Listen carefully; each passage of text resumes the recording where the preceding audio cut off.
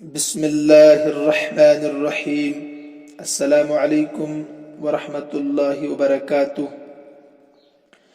عزیز طلباء و طالبات، ہم کتاب دروس البلاغہ سے علم معانی کا بیان پڑھ رہے تھے۔ آپ نے علم معانی کے شروع میں پڑھا تھا کہ علم معانی 8 ابواب اور ایک خاتمے پر مشتمل ہے۔ ان 8 ابوابوں میں سے پہلا باب الباب الاول فی الخبر والانشاء، دوسرا باب الباب الثانی فی الذکر والحذف، تیسرا باب الباب الثالث فی التقدیم والتاخیر۔ یہ تینوں باب تفصیل کے ساتھ الحمدللہ ہم نے پڑھ لیے تھے۔ چوتھا باب الباب الرابع فی التعریف والتنکیر ہم پڑھ رہے تھے۔ تعریف اور تنکیر کی تعریف کے بعد ہم نے اجمالاً معرفہ کی 7 قسمیں پڑھی تھی: ضمیر، علم، اسم اشارہ، اسم موصول، والمحلی بال، یعنی جس نکرہ کو الف لام کے ذریعے سے معرفہ بنایا گیا ہو، المحلی بال۔ یہ 5 قسمیں ہم نے پھر تفصیل کے ساتھ بھی پڑھ لی تھی۔ آج ہم منادا اور ان 5 قسموں میں سے جس کی طرف اس میں نکرہ مضاف ہو رہا ہو اس کا بیان پڑھیں گے، یعنی وہ اس میں نکرہ جو ان 5 قسموں میں سے کسی قسم کی طرف مضاف بن کر استعمال ہو رہا ہو، اور منادہ کا بیان آج کے سبق میں انشاءاللہ الرحمن ہم پڑھنے جا رہے ہیں۔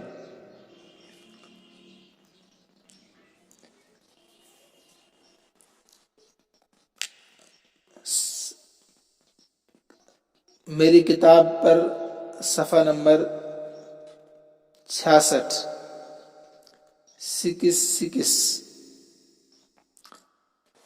اما المضاف لمعرفۃ فیؤتی بہ اذا تعین طریقا لاحضار معناہ ایضا کتاب سیبوے و سفینۃ نوح۔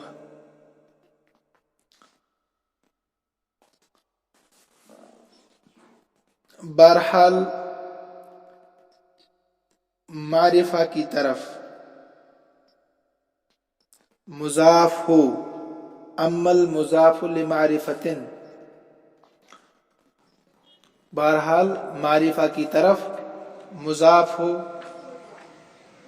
تو اس کو لایا جاتا ہے، فیؤتی بہ تو اس کو لایا جاتا ہے، اذا تعین طریقا لاحضار معناہ ایضا، جب اس کے معنی کو حاضر کرنے کے لیے اضافت کا طریقہ متعین ہو۔ اذا تعین طریقا، جب متعین ہو ایک طریقہ، لاحضار معناہ اس کے معنی کو حاضر کرنے کے لیے، جیسے کا کتاب سیبوے، کا کتاب سیبوے و سفینۃ نوح، سیبوے رحمۃ اللہ علیہ کی کتاب اور نوح علیہ السلام کی کشتی۔ پہلے اس عبارت کا آپ مطلب سمجھیے۔ جب آپ کے پاس ایک معین چیز ہے، متعین چیز ہے، اس متعین چیز کو آپ کسی کی طرف منسوب کرنا چاہتے ہیں، اس متعین چیز کی ملکیت کسی سے آپ ثابت کرنا چاہتے ہیں، تو اب جو سامنے آپ کا ہے، جو آپ کے سامنے انسان ہے، اس کے ذہن میں آپ یہ بٹھانا چاہتے ہیں کہ یہ متعین چیز، یہ معین چیز فلاں انسان کی ہے۔ مثلاً میرے ہاتھ میں یہ کتاب ہے، آپ یہ کہنا چاہتے ہیں سامعین سے، میں یہ کہنا چاہتا ہوں سامعین سے کہ یہ کتاب زید کی ہے۔ اب یہ کتاب جو ہے جو زید کی ہے، اس معنی کو آپ کے ذہن میں بٹھانے کے لیے، سامعین کے ذہن میں بٹھانے کے لیے میرے پاس اضافت کے علاوہ کوئی طریقہ ہے ہی نہیں۔ آپ سمجھ رہے ہیں؟ انہیں کسی متعین چیز کو سامع کے ذہن میں بٹھانے کے لیے، انہیں اس کا معنی بٹھانے کے لیے اضافت کے علاوہ اور کوئی طریقہ نہیں ہے۔ مجھے یہ کہنا ہے کہ یہ کتاب، یہ قلم راشد کا ہے، تو راشد کی ملکیت اس کتاب پر ثابت کرنے کے لیے، راشد کی ملکیت اس قلم پر ثابت کرنے کے لیے اضافت کے علاوہ اور کوئی طریقہ ہے ہی نہیں۔ تو لہذا مجھے اب اس کو مضاف بنانا پڑے گا۔ کتاب، جو یہاں کتاب میں مثال دی ہے، کتاب سیبوے، اسی طریقے سے سفینۃ نوح علیہ السلام کی کشتی۔ تو اب یہ کتاب متعین ہو گئی سیبوے کے لیے، یہ وہ کتاب ہے جو نحوی تھے امام سیبوی رحمۃ اللہ علیہ، کہ انہی کی کتاب ہے اور کسی کی کتاب نہیں ہے۔ اسی طریقے سے نوح علیہ السلام کی کشتی ہے، ان کے علاوہ کسی کی کشتی نہیں ہے۔ دوسری کوئی کتاب، دوسری کوئی کشتی اب مراد نہیں ہوگی، بلکہ مشہور نحوی امام کی کتاب، اسی طریقے سے نوح علیہ السلام کی کشتی ہی مراد ہوگی۔ تو یہ تو تعریف تھی اضافت کی، کہ اضافت کیوں کی جاتی ہے، اضافت کیوں کی جاتی ہے؟ جب سامع کے ذہن میں متعین چیز کو حاضر کرنے کے لیے اضافت کا طریقہ ہی متعین ہو، اس کے علاوہ کوئی اور طریقہ کار نہ ہو۔ اور مسند الیہ کو سامع کے ذہن میں لانے کا یہ مختصر طریقہ بھی ہے، اس کو بھی یاد رکھیں آپ۔ مسند الیہ کو سننے والے کے ذہن میں بٹھانے کا ایک مختصر طریقہ بھی ہے۔ یہ تو یہاں تک اضافت الی المعرفہ کی تعریف ہو گئی۔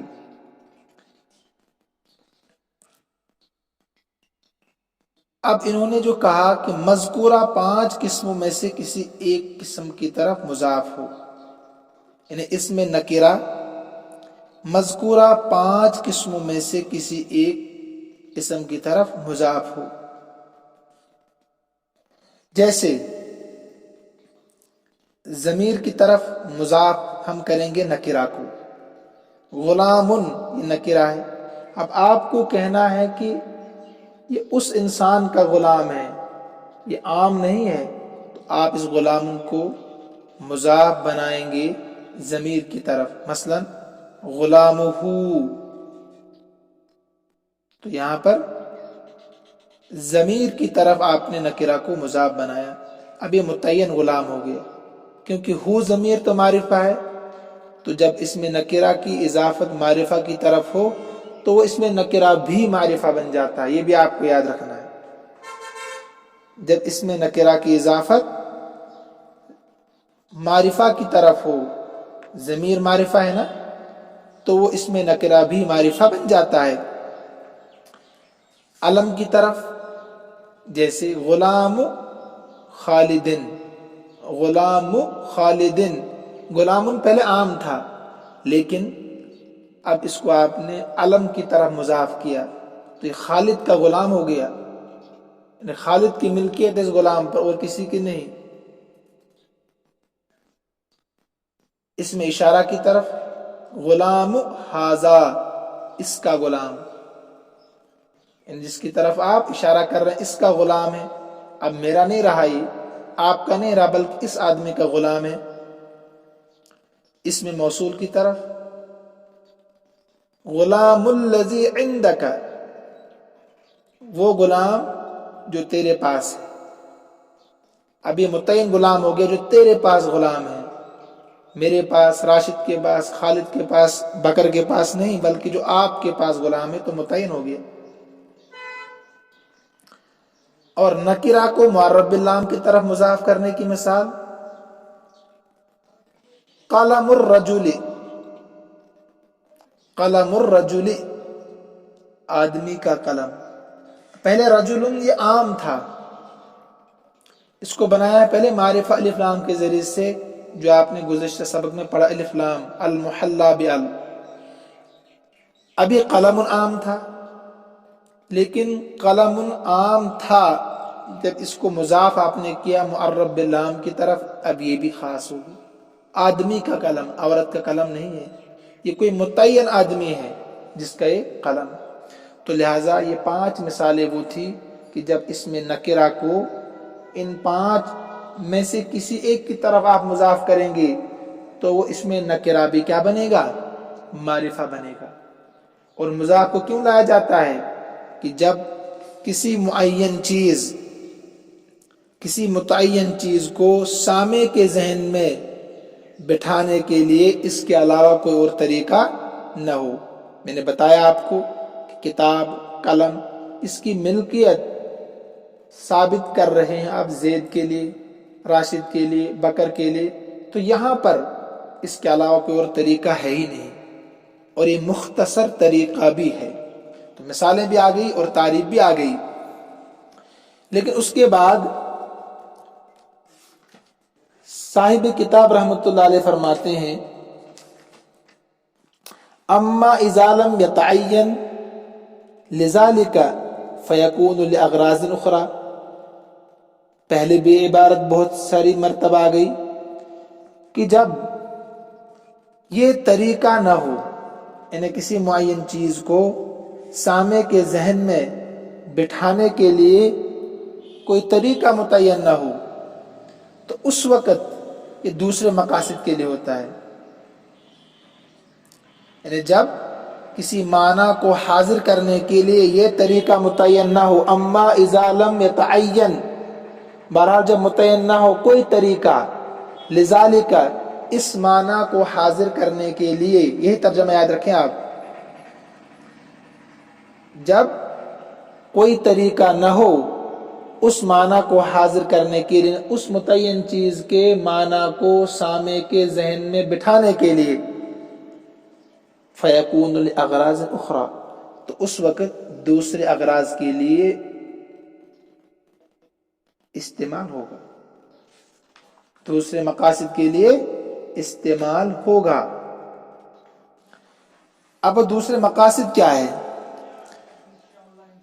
جیسے نمبر 1 تعذر التعدد او تعسرہ، تعداد کی تفصیل بیان کرنا ناممکن. پہلے تعدد اور تعسر کو آپ سمجھیے. تعدد میں کم دشواری ہوتی ہے، تعدد میں تعذر اور تعدد کے، تعذر اور تعسر کے درمیان فرق کیا ہے؟ یعنی بڑی دشواری، زیادہ دشواری جو ہوتی ہے اس کو تعذر کہتے ہیں، اس سے کم کو تعسر کہتے ہیں. بڑی دشواری کو تعذر اور اس سے کم کو تعسر کہتے ہیں. اس لیے کہا تعذر التعدد او تعسرہ، تعداد کے تعدد اور تعسر کے لیے، یعنی کسی چیز کو شمار کرنا ناممکن ہو، مشکل ہو، تو اس وقت بھی اضافت کا استعمال کرتے ہیں. وہاں کوئی معنی، متعین چیز کو سامع کے ذہن میں بٹھانا مقصود نہیں ہوتا ہے، جو اضافت کی اصل تعریف ہے اس کو ذہن میں رکھتے ہوئے آگے سمجھیے. کسی متعین چیز کے معنی کو سامع کے ذہن میں حاضر کرنے کا جب کوئی طریقہ متعین ہو اس کا نام اضافت ہے. لیکن اگر یہ طریقہ نہ ہو تو اس وقت دوسرے مقاصد کے لیے اضافت الی المعرفہ کا استعمال ہوگا، اضافت الی المعرفہ کا استعمال ہوگا۔ تو پہلا طریقہ کیا ہے، پہلا موقع کیا ہے؟ تعداد کی تفصیل ناممکن ہونے کی وجہ سے۔ تو تعذر کہتے ہیں بڑی مشکل کو اور تعسر کہتے ہیں چھوٹی مشکل کو، دونوں کی مثالیں یہاں ہیں۔ مثلا اجمع اہل الحق علی قضا، اہل حق فلاں بات پر متفق ہو گئے، اجماع کر لیا، یہ مثال ہے تعذر کی۔ تو اہل حق عرب، عجم، شمال، جنوب، پوری دنیا کے اہل حق، پوری دنیا کے اہل حق، اب آپ کتنوں کو گنیں گے، کس کس کو آپ شمار کریں گے، ناممکن ہے۔ تو اس لیے اب مجموعی طور پر کہتے ہیں کہ اہل الحق، اہل حق متفق ہو گئے فلاں بات پر۔ تو یہاں دیکھیے اہل یہ نکرہ ہے، الحق یہ معرفہ الف لام کی وجہ سے۔ تو یہاں پر جو اہل کی اضافت حق کی طرف کی گئی ہے یہ کس لیے ہے؟ تعذر التعدد او تعسرہ، یعنی تعداد کی تفصیل ناممکن ہونے کی وجہ سے، شمار کرنا ناممکن ہے، لہذا یہاں اہل الحق جو اضافت ہے اس وجہ سے ہے، یہ کسی معین چیز کے معنی کو سامع کے ذہن میں بٹھانے کے لیے نہیں ہے۔ تعسر کی مثال دیکھیے، اہل البلد کرام، شہر والے شریف ہے، شہر والے شریف ہے۔ تو یہاں پر بھی جو اہل البلد اضافت کے ساتھ ہے، البلد یہ معرفہ ہے الف لام کی وجہ سے، اہل نکرہ ہے۔ تو یہاں جو نکرہ کی اضافت معرفہ کی طرف ہو رہی ہے، کیوں؟ کیونکہ شہر والوں کا جو شریف لوگ ہیں ان کا شمار کرنا تعذر تو نہیں ہے لیکن تعسر ہے، اس میں کم دشواری ہے بمقابلہ دنیا کے اہل حق کو گننے میں۔ دنیا کے اہل حق کو گننا مشکل ہے نا بمقابلہ ایک گاؤں والوں کو گننے کے۔ تو گاؤں میں کتنے لوگ ہوں گے؟ زیادہ سے زیادہ 1000-2000، لیکن پھر بھی مشکل ہے، پھر بھی مشکل ہے۔ تو لہٰذا مجموعی طور پر کہہ دیتے ہیں کہ گاؤں والے، شہر والے شریف لوگ ہیں، ٹھیک ہے۔ ایک موقع ہو گیا۔ دوسرا موقع والخروج من تبعہ، من طبیعت تقدیم البعض علی البعض نحو حضر امراء الجند، تقدیم و تاخیر کے اعتراض سے بچنے کے لیے۔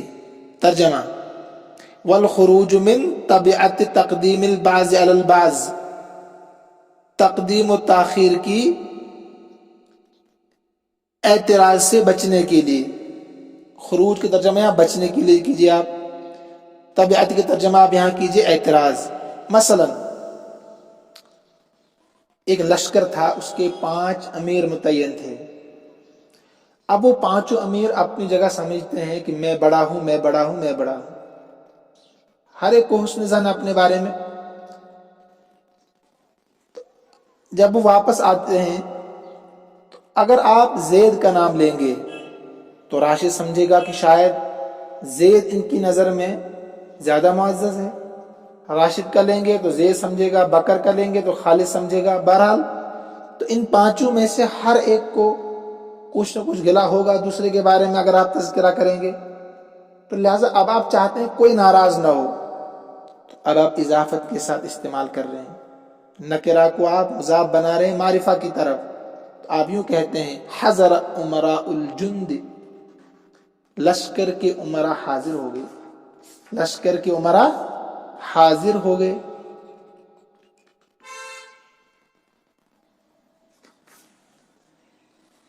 تو اب کوئی بھی ناراض نہیں ہوگا کہ سب کے سب آگے ہر ایک سمجھے گا کہ نہیں میرا ہی احترام ہے، میرا ہی احترام ہے۔ تو یہاں اعتراض سے بچنے کے لیے آپ اضافت کا استعمال کر رہے ہیں، نکرہ کو معرفہ کی طرف مضاف بنا کر استعمال کر رہے ہیں۔ تو والخروج من طبیعت تقدیم البعض علی البعض، بعض افراد کو بعض پر مقدم کرنے کے بڑے نتائج سے نکلنے کے لیے، بڑے نتائج سے نکلنے کے لیے یا جو میں نے ترجمہ کرا دیا آپ کو پہلے ترجمہ کہ بعض پر اعتراض سے بچنے کے لیے، بعض پر اعتراض سے بچنے کے لیے۔ نمبر 3 وقت تعظیم، مضاف کی تعظیم کے لیے، کس کی؟ مضاف کی تعظیم کے لیے آپ نکرہ کو معرفہ کی طرف مضاف بنا کر استعمال کر رہے ہیں، جیسے یہ میرا خادم ہے،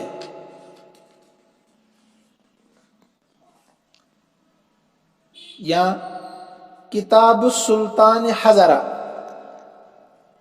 کتاب السلطان، پہلے کتاب کی مثال دیکھیے، کتاب السلطان حضرہ، بادشاہ کا خط آیا ہے، بادشاہ کا خط آیا ہے۔ اس مثال میں اگر آپ کہتے الکتاب حضرہ تو پھر بھی خط آنے کی اطلاع ہو جاتی نا، مگر خط کی عظمت شان کو بیان کرنے کے لیے، نہیں کسی عام انسان کا خط نہیں ہے، آپ کہتے ہیں کتاب السلطان، کہہ کر آپ نے اس خط کی عظمت کو بڑھا دیا ہے، اس خط کی شان کو بڑھا دیا ہے، ٹھیک ہے؟ تو یہاں پر کتاب جو خط ہے اس کی تعظیم بڑھ گئی السلطان، یعنی معرفہ کی طرف اضافت کرنے کی وجہ سے، ورنہ اگر کہتے آپ الکتاب حضر تب بھی بات مکمل ہو جاتی، لیکن پھر الکتاب میں وہ تعظیم نہیں پائی جاتی جو کتاب السلطان حضر میں۔ مثلا میں آپ سے کہوں کہ محتمم صاحب کا خط آپ کے لیے، تو اس خط کی تعظیم بڑھے گی کہ نہیں؟ میں کہوں گا پیان کا خط آپ کے لیے، تو اس کی تعظیم کم ہوگی۔ اب سمجھ گئے ہوں گے آپ۔ اول مضاف الیہ، تعظیم میں 3 باتیں ہیں، یا تو مضاف کی تعظیم ہو یا مضاف الیہ کی تعظیم ہو، جیسے ھذا خادمی، یہ میرا خادم ہے، یہ میرا خادم ہے۔ اس مثال میں جو خادمی ہے نا، اس میں مضاف الیہ کی تعظیم بتائی گئی ہے، مضاف الیہ کی، انہیں متکلم جو ہے کوئی معمولی حیثیت کا مالک نہیں ہے، بلکہ ایسا شخص ہے، ایسا انسان ہے جس کے پاس نوکر بھی ہے۔ میں آپ سے کہوں ھذا خادمی، تو آپ کیا سمجھیں گے کہ یہ کوئی چھوٹا آدمی نہیں ہے، بڑا آدمی ہے، خادم ہے، اس کے پاس نوکر چاکر ہے، گاڑیاں بھی ہوں گی، بنگلہ بھی ہوگا، تبھی تو نوکر رکھا ہے۔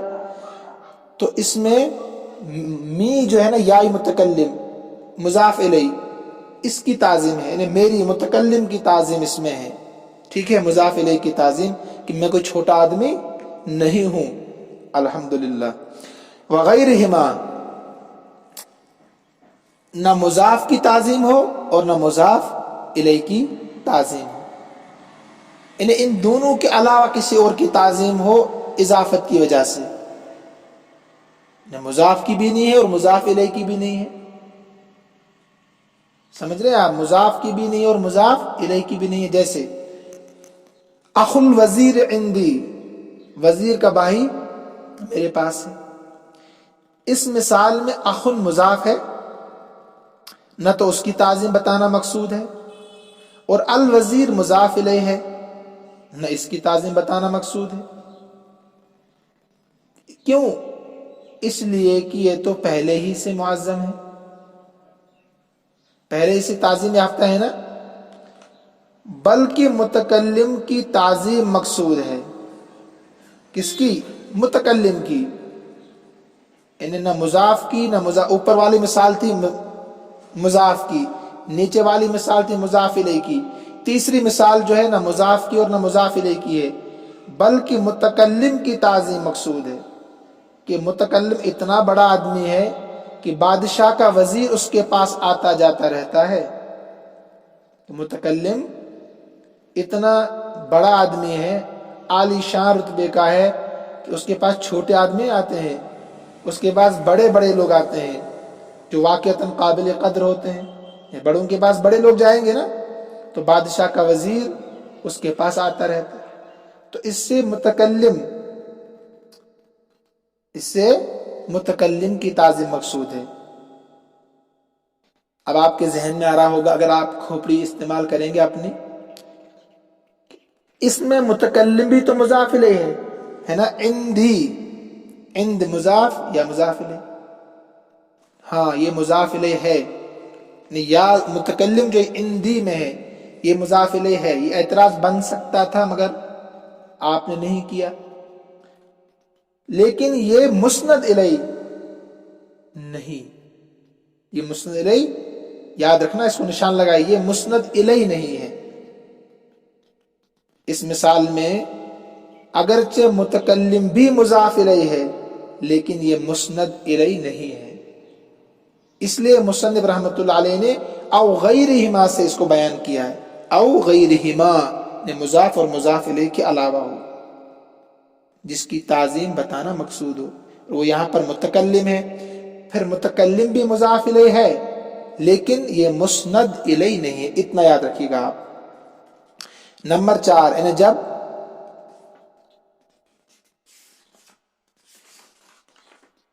اضافت الی المعرفہ دوسرے مقاصد کے لیے استعمال ہو، اس کا چوتھا موقع ہے تحقیر کے لیے۔ کبھی مضاف کی تحقیر کے لیے اضافت کا طریقہ استعمال کرتے ہیں، مضاف کی تحقیر کے لیے، مثلا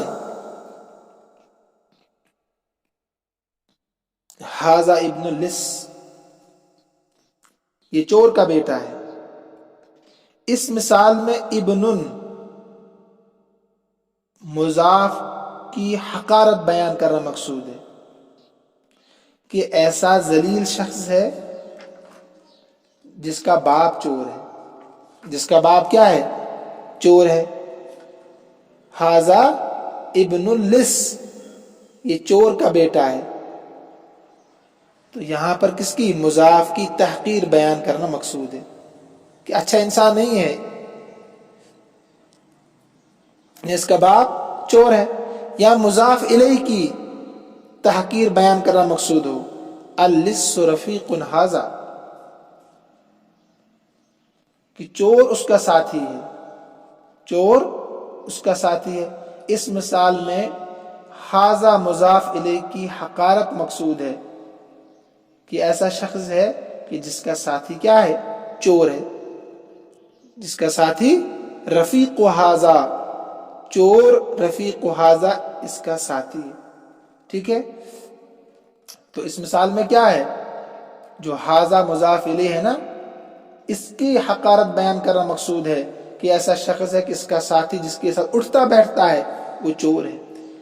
اب پچھلی مثال کی طرح کبھی مضاف اور مضاف الیہ کے علاوہ کے لیے اضافت کا استعمال ہوتا ہے، مضاف اور مضاف الیہ کے علاوہ کے لیے اضافت کا استعمال ہوتا ہے، او غیرہما، نہ مضاف کی تحقیر بیان کرنا مقصود ہوتا ہے اور نہ مضاف الیہ کی تحقیر بیان کرنا مقصود ہوتا ہے، بلکہ ان کے علاوہ، جیسے ابھی سمجھا میں نے اخو الوزیر عندی میں، اخو اللص عند امر، اخو اللص عند امر، چور کا بھائی امر کے پاس ہے۔ اب دیکھیے اس مثال میں اخو مضاف ہے، نہ تو اس کی تحقیر مقصود ہے، اور اللص مضاف الیہ ہے، نہ اس کی تحقیر یعنی حقارت بیان کرنا مقصود ہے، بلکہ مضاف اور مضاف الیہ کے علاوہ امر کی تحقیر مقصود ہے کہ امر اتنا گھٹیا انسان ہے کہ چور کے بھائی کے اس کے پاس آنا جانا ہوتا ہے، چور کے بھائی کے اس کے پاس آمد و رفت رہتی ہے۔ تو یہاں پر بھی وہی کہ یہاں عند امرن، یہ نہ مضاف ہے یہاں پر اور نہ مضاف الیہ، نہ مضاف الیہ کی تحقیر بیان کرنا مقصود ہے اور نہ مضاف کی، بلکہ ان دونوں کے علاوہ، یعنی اخو الوزیر عند کی طرح۔ نمبر 5، والاختصار لضیق المقام، تنگی مقام کی وجہ سے اختصار کے لیے، انہیں کبھی اضافت کرتے ہیں وقت کی قلت کی وجہ سے، ٹائم کم ہوتا ہے، کبھی اضافت کا استعمال وقت کی تنگی کی وجہ سے ہوتا ہے تاکہ بات مختصر ہو، مختصر۔ یہ شعر جو ہے پہلے آپ اس کو الفاظ کے ذریعے سے سمجھیے۔ جو حوایا ہے،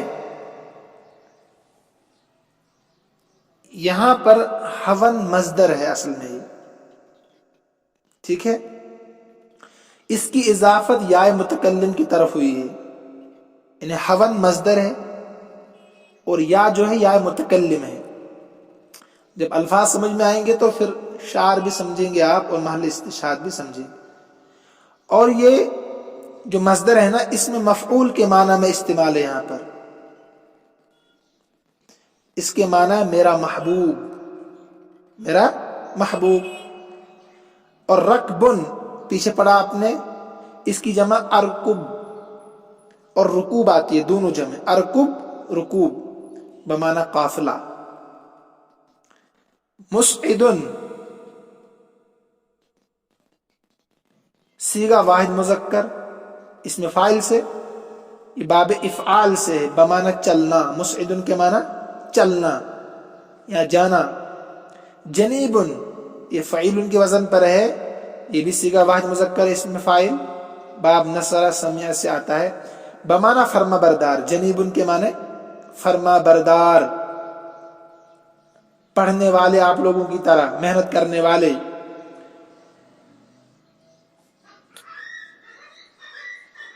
اس کے معنی اور بھی ہے، تابع دار ہونا، مائل ہونا۔ جسمانی اس کے معنی میرا جسم، بمعنی میرا جسم، جسمانی۔ موسقن یہ بھی صیغہ واحد مذکر ہے لیکن اس میں مفعول ہے، موسقن، موثقن، سا پر زبر، باب افعال سے، بمعنی باندھنا، باندھنا۔ یہ تو الفاظ کی تشریح ہو گئی تھی۔ شعر کا مطلب کیا ہے؟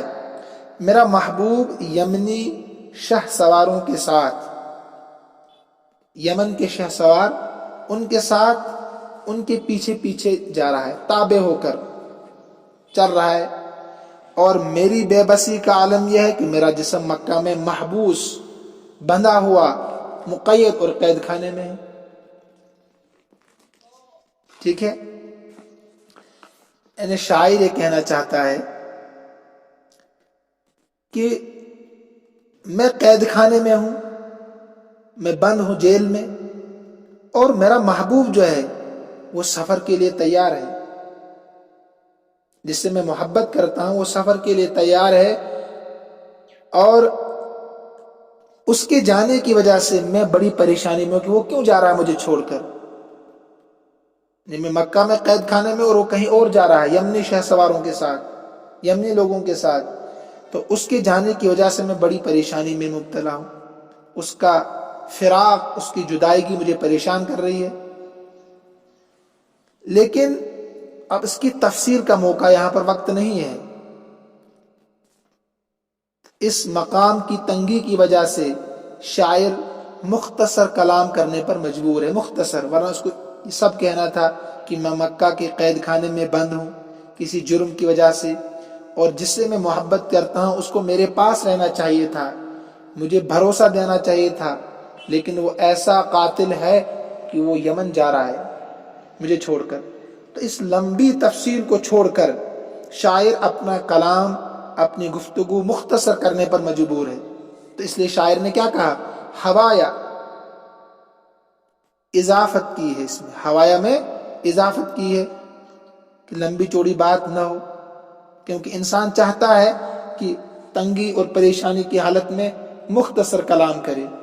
مثلا آپ بیمار ہیں، میں پوچھو آپ سے، آپ بیمار ہیں، آپ کے سر میں زبردست درد ہے، بخار ہے، اب تھوڑے آپ کہیں گے کہ جی میرے سر میں بھی درد ہے، مجھے بخار بھی ہے، زکام بھی ہے، آپ کہتے ہیں نعم، جی ہاں میں بیمار ہوں، بس اتنا۔ تو بیماری میں کلام مختصر ہوتا ہے، پریشانی میں کلام مختصر ہوتا ہے، تو اضافت کی وجہ سے کلام مختصر ہوگا۔ تو اس شعر میں جو محل استشہاد ہے وہ کیا ہے؟ حوایا، جس کی اضافت کے ساتھ استعمال کیا گیا ہے، جس کو اضافت کے ساتھ یہاں پر استعمال کیا گیا ہے۔ اصل عبارت کیا تھی؟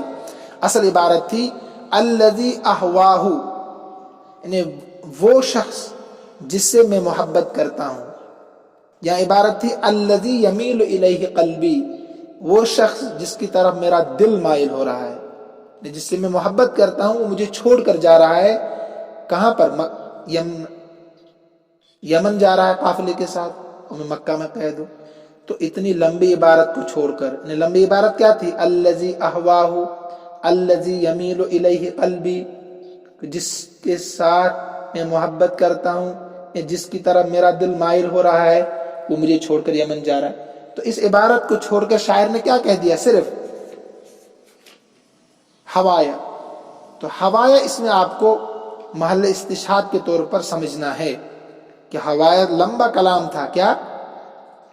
الذی یمیل الیہ قلبی، وہ شخص جس کی ساتھ میں محبت کرتا ہوں، جس کی طرف میرا دل مائل ہے، مع الرکب الیمانین مسعد، یمنی شہ سواروں کے ساتھ جا رہا ہے،